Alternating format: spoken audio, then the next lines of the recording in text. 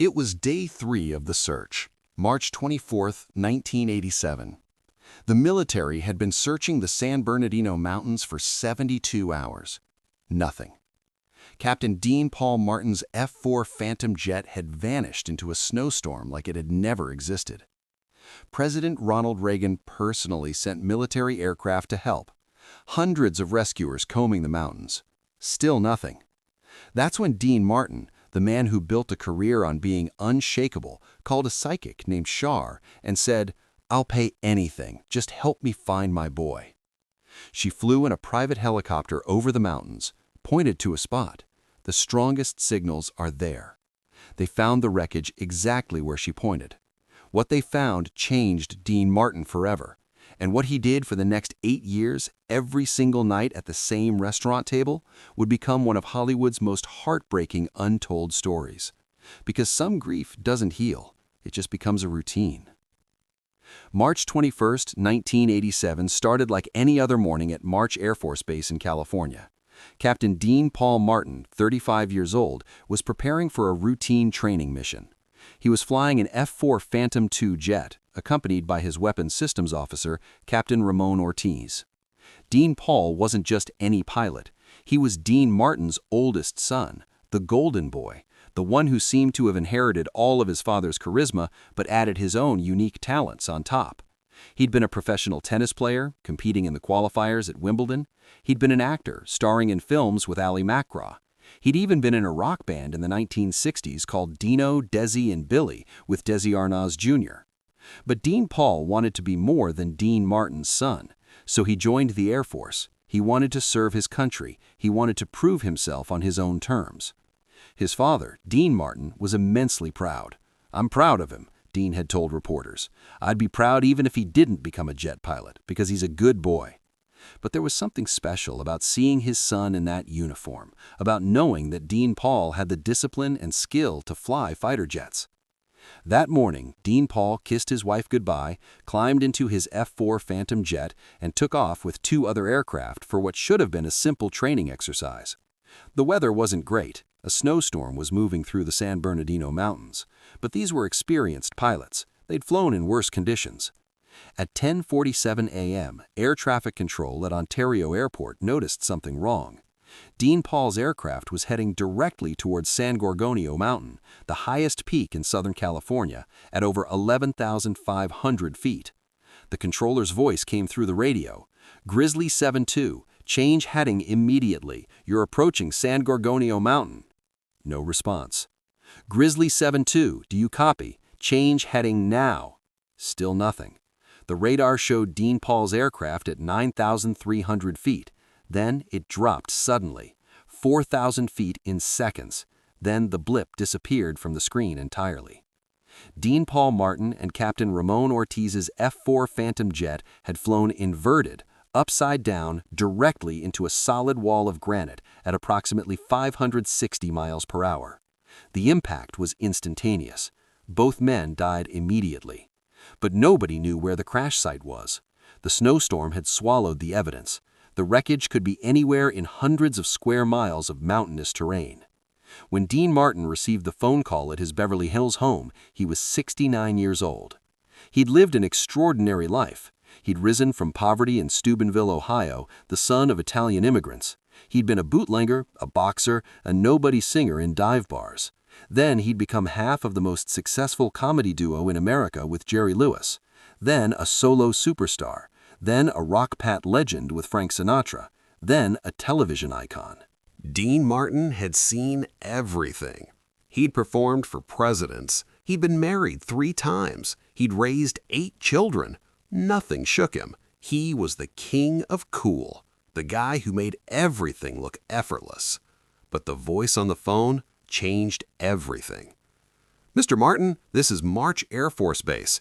Your son's aircraft has gone missing over the San Bernardino Mountains." For the first time in his life, Dean Martin didn't know what to do. He didn't have a joke. He didn't have a song. He just had a father's worst nightmare and no idea where his son was. The search began immediately. Military helicopters, search and rescue teams, volunteers. They combed the mountains in terrible weather. Day 1, nothing. Day 2, nothing. President Ronald Reagan, who'd known Dean Martin for years, personally authorized additional military resources. Still nothing. By day 3, Dean Martin was desperate. This wasn't a character he was playing. This wasn't a role. This was his son, his golden boy, somewhere in those mountains, and nobody could find him. That's when Dean did something that shocked everyone who knew him. He called in psychics, 2 of them. One was a woman named Shar, who claimed she could sense energy and locate missing people. Dean Martin, the rational entertainer who'd spent his whole life being cool and collected, was now begging a psychic to help him find his son's body. Shar flew over the San Bernardino Mountains in a private helicopter.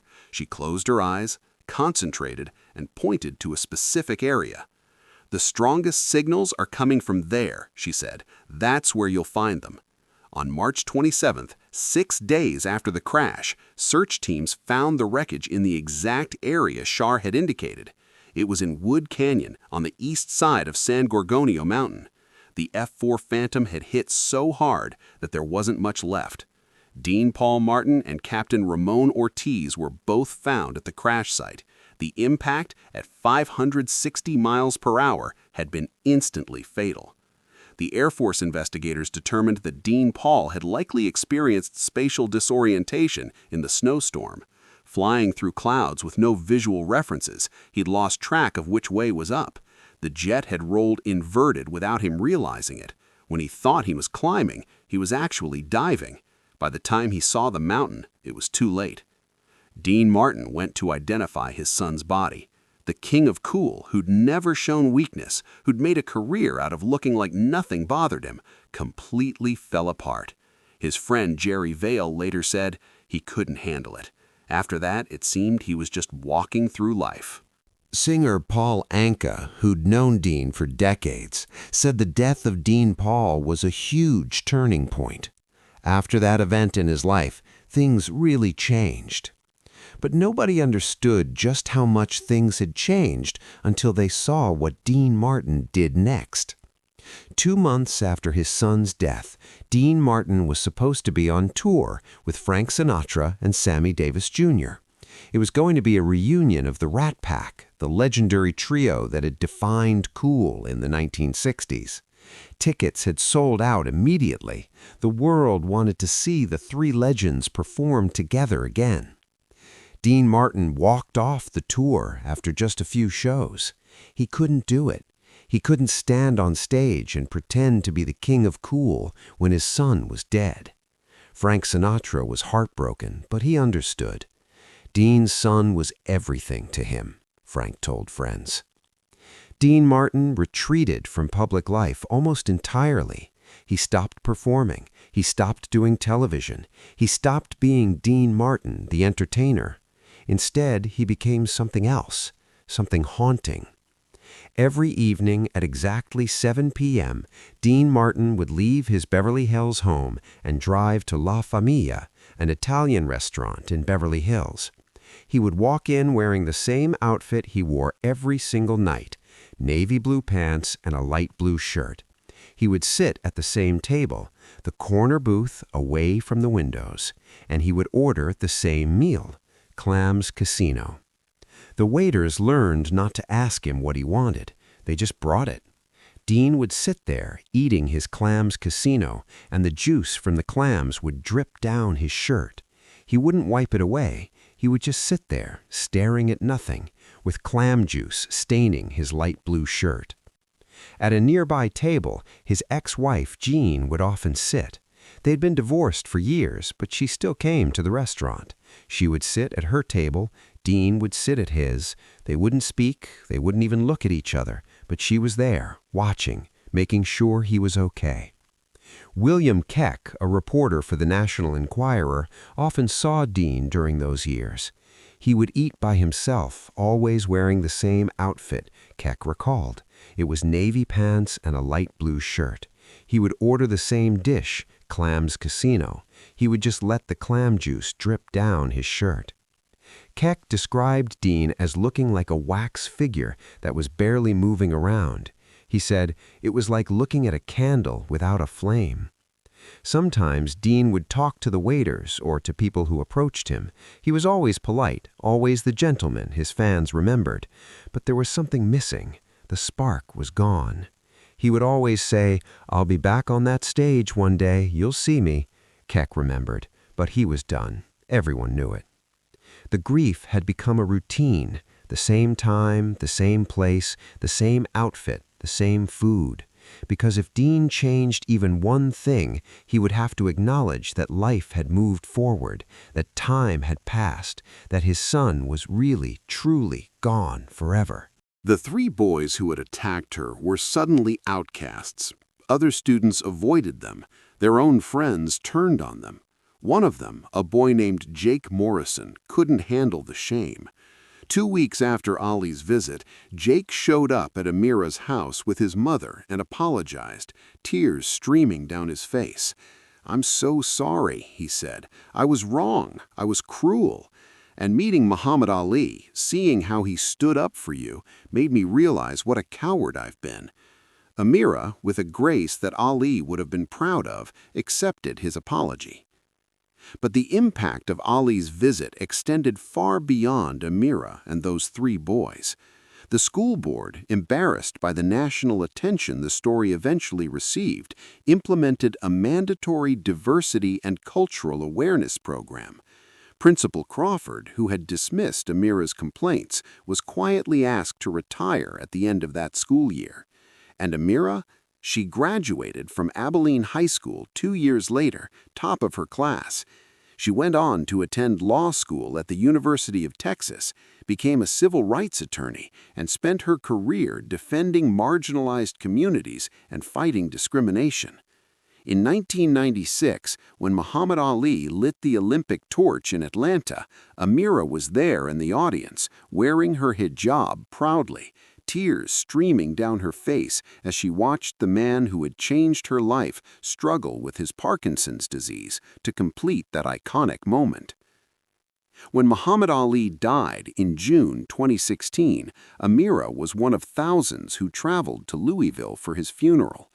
She brought with her the blue hijab she had worn that day in 1976, the same hijab that Ali had placed on his head in front of 800 students.